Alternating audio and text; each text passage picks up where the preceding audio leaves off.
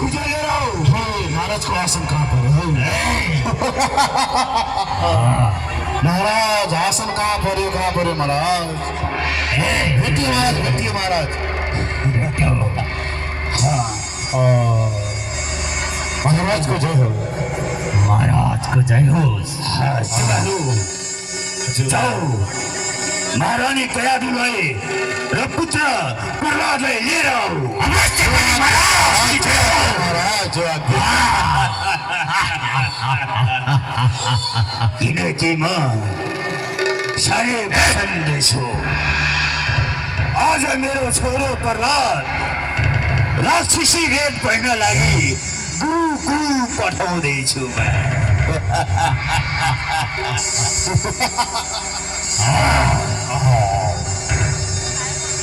यिनीहरू चण्डी मन्दिर हजुर महाराज लिएर आउँदैछौँ हामीले। छिटो अवश्य पनि महाराज।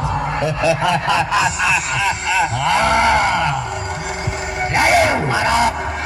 महारानीको लागि एउटा आसन लिएर आऊ। पुत्र प्रहलाद। बाबु कान्छो छोरो प्रहलाद, म तपस्यामा गएको बेलामा जन्म भएको मेरो कान्छो छोरो प्रहलाद, आऊ मेरो राजा, कहाँ बस्छ? औ मेरो काखीमा बस। आज छोरो प्रहलाद, आज तिमीलाई गुरुकुल पठाउँदैछु। थाहा छ किनकि तिमीलाई राक्षसी वेद पढाउन लागि। चण्डी मन्दिर महाराज जाऊ गुरुलाई लिएर आऊ।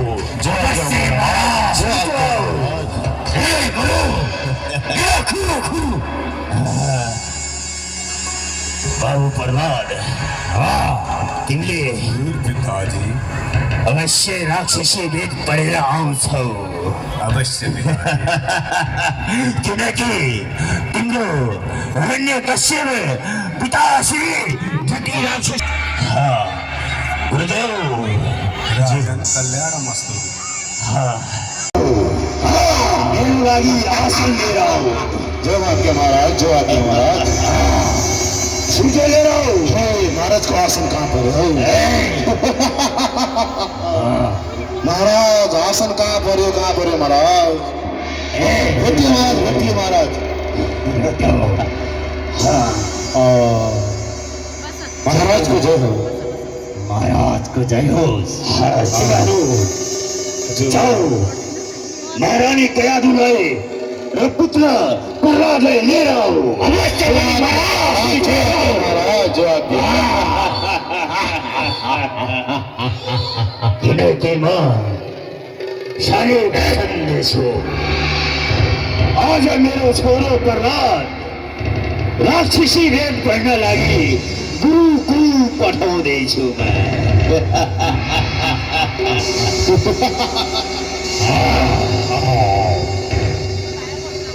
यिनीहरू चण्डी मन्दिर हजुर महाराज लिएर आउँदैछौँ हामीले। छिटो अवश्य पनि महाराज। ल्यायो महाराज। महारानीको लागि एउटा आसन लिएर आऊ। पुत्र प्रहलाद। बाबु कान्छो छोरो प्रहलाद, म तपस्यामा गएको बेलामा जन्म भएको मेरो कान्छो छोरो प्रहलाद, आऊ मेरो राजा, कहाँ बस्छ? औ मेरो काखीमा बस। आज छोरो प्रहलाद, आज तिमीलाई गुरुकुल पठाउँदैछु। थाहा छ किनकि तिमीलाई राक्षसी वेद पढाउन लागि। चण्डी मन्दिर महाराज जाऊ गुरुलाई लिएर आऊ।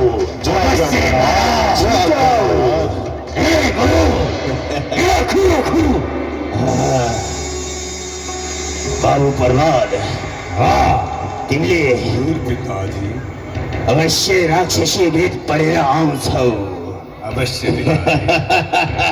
किनकि तिम्रो हिरण्यकश्यप पिताश्री जति राक्षसीमा वेदमा बलवान छ त्योभन्दा शक्तिशाली वेद पढेर आउनुपर्छ। गुरुदेव राजन कल्याणमस्तु। यता आउनुहोस्।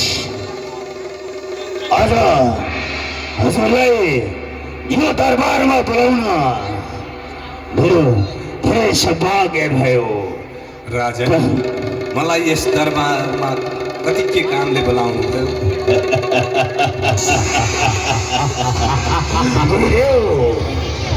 मेरो ठुलो पुत्र प्रहलादलाई गुरुकुल लिएर जानुहोस् अनि उसलाई राक्षसी वेद पढाउनुहोस्। अवश्य राजन। लिएर जानुहोस्। बाबु प्रहलाद जाउँ। चण्डे मण्डे हजुरलाई गुरुकुलसम्म छोडेर आऊ। अवश्य पनि महाराज। छिटो जाऊ। महारानी दयालु तिमी प्रसन्न छौ नि? अवश्य स्वामी, म प्रसन्न छु। किनकि हाम्रो छोरो प्रहलाद अब राक्षसी वेद पढाउन लागि कबाट काट्नु।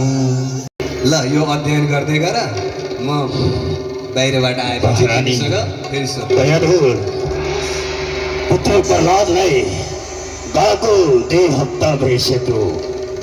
अवश्य त्यसले राक्षसी वेद पढ्यो होला। स्वामी, आज मेरो हजुरलाई छोरो पुत्रको याद आएको छैन? मलाई त कस्तो निस्रा लागेको छ। बोलाउनु पठाउन पुत्रलाई महाराज। अहिले हिरण्यकश्यपले विचार गर्यो। कयादु नाम गरेकी महारानी अहिले हिरण्यकश्यपलाई भन्न लागे, महाराज हाम्रो कान्छो छोरो प्रहलाद सानै बालका थियो, बिचरा पढ्न गएको आज यतिका दिन भयो, के पढ्यो कसो कसो भयो। त्यो छोरो प्रहलादलाई एकचोटि हेर्ने इच्छा छ महाराज, आज्ञा होस् भनेपछि हिरण्यकश्यप भन्न लाग्यो सेनाहरूलाई, हे सैनिक सेना हो हजुर महाराज, जाऊ गुरुकुलबाट छोरो प्रहलादलाई र अरूलाई लिएर आऊ। अवश्य महाराज, छिटो जाऊ।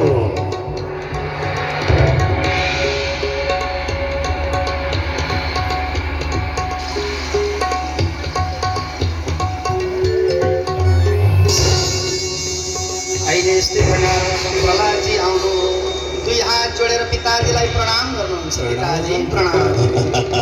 अनि हिरण्यकश्यप भन्न लाग्यो, मेरो सानो प्रहलाद तिमीले नढाँटी भन न, गुरुकुलमा के पढ्यौ, के जान्यौ, के अध्ययन गर्यौ, तिमीले गुरुकुलमा के सिक्यौ, गुरुले के पढाउनु भयो, मेरो सानो ल मलाई राम्रोसँग बताऊ त भनेर हिरण्यकश्यप आफ्नो छोरोलाई सोधनी गर्छ। बाबु प्रहलाद तिमी गुरुकुलमा गएर के पढ्यौ मलाई एकचोटि पढेर सुनाऊ। पिताजी मैले त गुरुकुलमा गएर एकैचोटि 9 क्लास पास गरेँ नि पिताजी। 9 क्लास 9 कक्षा पास गरे नै। अवश्य राक्षसी वेद सिके होला। पुत्र प्रहलाद सुनाऊ। एकैचोटि 9 कक्षा तिमीले पास गर्यौ। पिताजी बहुत राम्रो काम गर्यो प्रहलाद। मैले 9 कक्षा पास गरेको के सुन्नुहोस् है त। सुनाऊ। भन त मेरो सानो, तिमीले के पढ्यौ? विष्णु स्मरणं पादसेवनम् अर्चनं वन्दनं दास्यं सख्यमात्मा निवेदनम्। कसले पढायो तँलाई?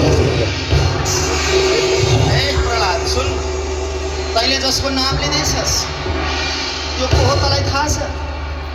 तेरो काका हिरण्याक्षलाई छल गरेर सुँगुरको रूप धारण गरेर आएर मार्नेवाला त्यो गएर छली विष्णुको त नाम लिन्छस्।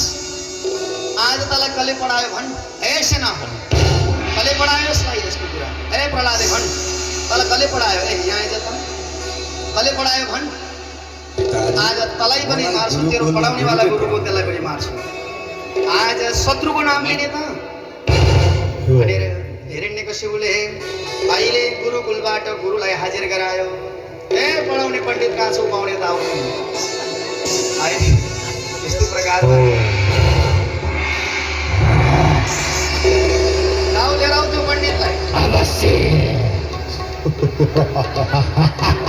बाहुन के पढाइस् तैँले भन् तँलाई यही पढाउनु भनेको थिएँ मैले राजन आज मेरो छोरो प्रहलादलाई त्यो मेरो शत्रु छलिया विष्णु जसले मेरो भाइलाई सुँगुरको रूप धारण गरेर छल गरेर मार्यो आज त्यो छली विष्णुको नाम पढाउँदैछौ तिमी राजन हामीले यसलाई पढाउन सकेनौँ युवराजलाई नाराज हात जुन जोडेर पढायो पढाउनु त्यसको जहिले उल्टो उल्टो प्रार्थना पढ्छ जसलाई निषेध गर्यो त्यही नै हो मेरो कर्म भनेर पढ्छ महाराज कसरी पढाउनु हामीले सिकाएको छैन हामीले त राक्षसी विद्या नै पढाएको हो महाराज तपाईँको छोरा प्रहलादलाई मैले धेरै तपाईँको प्रयास गरेँ छोरीले महाराज। कहाँबाट के पढ्छ तर यो बच्चा आफै सबै कहाँबाट गुरुकुलको कहाँबाट विद्यार्थी पनि बिगारिसक्यो अरू विद्यार्थीलाई पनि यसले बिगारिसक्यो सरकार यसले सारा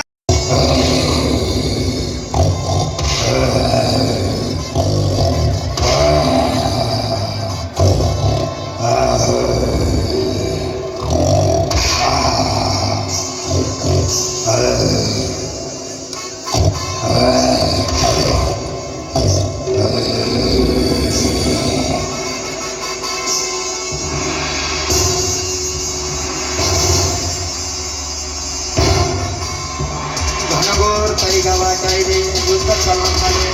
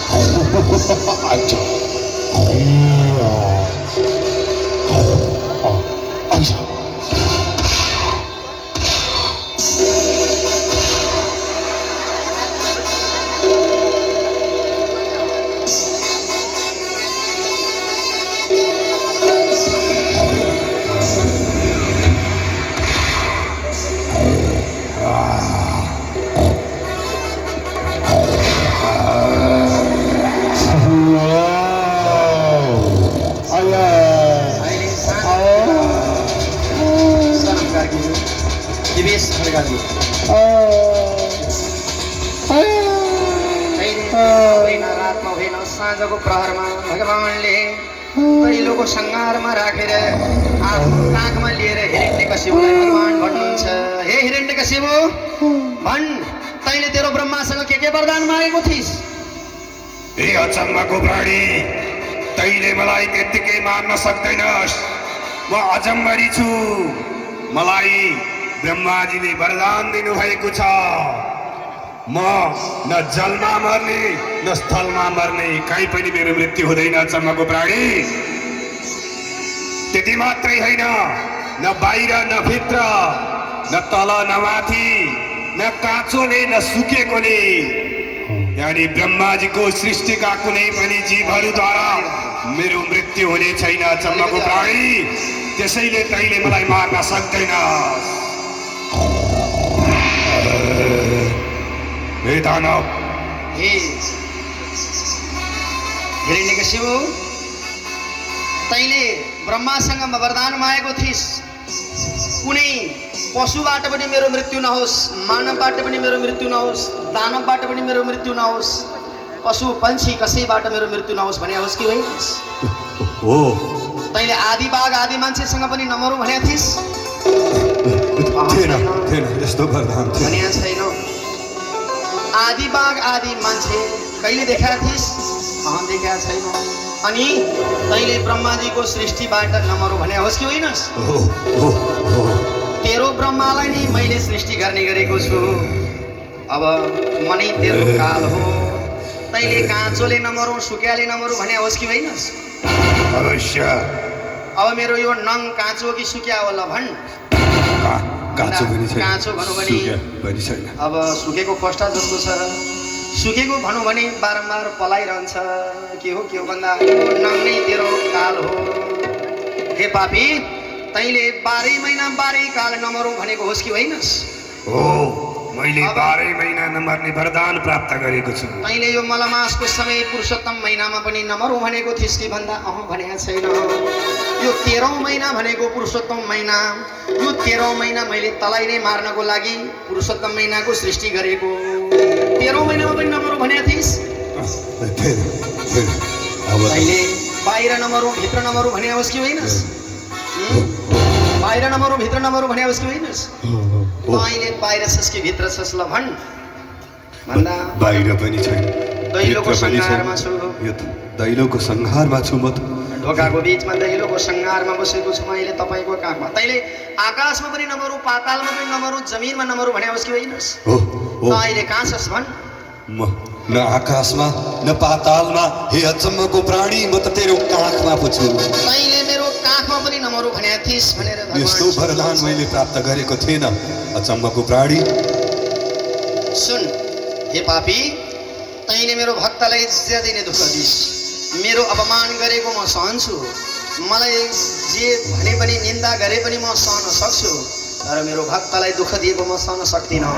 हे पापी, मर्नको लागि तयार हो भनेर भगवानले आफ्नो योग बल सारा खिचेर हिरण्यकशिपुको पेट चिरेर परमात्माले छाती पेट चिरेर नङ्ग्राद्वारा हिरण्यकशिपुको अन्त्य गर्नुभयो। हिरण्यकशिपु मर्दन भगवानको, नृसिंह अवतार भगवानको। अहिले हिरण्यकशिपुलाई मारेपछि भगवान त्यो शक्ति तेजले गर्दा पृथ्वी पनि काँप्न थालिन्, सारा जनहरू त्रसित हुन लागे। भगवान ज्यादै नै रिसाएपछि शिवजी आउनुभयो, सक्नु भएन। लक्ष्मी आउनुभयो, सक्नु भएन। देवी दुर्गा आउनुभयो, भवानी काली महाकाली भद्रकाली सबै आउनुभयो। सुन, जहाँ जसको कुलमा यदि विष्णुको भक्त मेरो भक्त कोही जन्मिन्छन् भने त्यस्ताको 21 कुलको उद्धार हुनेछ। आजबाट तिम्रो 7 कुल मामालीपट्टि, 7 कुल भोलि विवाह भएपछि तिम्रो गृहस्थी जीवनमा ससुरालीपट्टि, 7 कुल तिम्रो घरपट्टि। तारकासुर आदि गरेका तिम्रा नाति पलाती छोराहरूलाई म मार्ने छैन। राक्षस योनिमा जन्मेर पनि, राक्षस कुलमा पैदा भएर पनि आज तिमीले मेरो भक्ति गर्यौ बाबु प्रहलाद। तिम्रो चित्त पो दुख्यो कि तिम्रो पिताजीलाई मैले मारे, तिमीलाई मैले अन्याय पो गरेँ कि बाबु। तिमीले यो कर्म आफ्नो कहिल्यै पनि नछोड्नु, पिताजी प्रतिको श्रद्धाभाव र भक्ति सद्गति गर्नु, अनि त्यसपछिबाट पुत्रको धर्म गर्नु। र आजबाट तिमीलाई म यो पृथ्वीको राज्य तिमीले गर्नु। आजबाट तिमीलाई म राज्य अभिषेक गरिदिन्छु। आजबाट तिमीले धर्म अर्थ काम मोक्ष सबै कुरालाई परिपालन गरेर प्रजाहरूलाई सबैलाई भक्तिको मार्गमा लगाएर तिमीले आजबाट शासन गर्नु है भनेर भगवानले प्रहलादलाई अहिले आसनमा राखेर भगवान नरसिंह अवतार परमात्माले शिरमा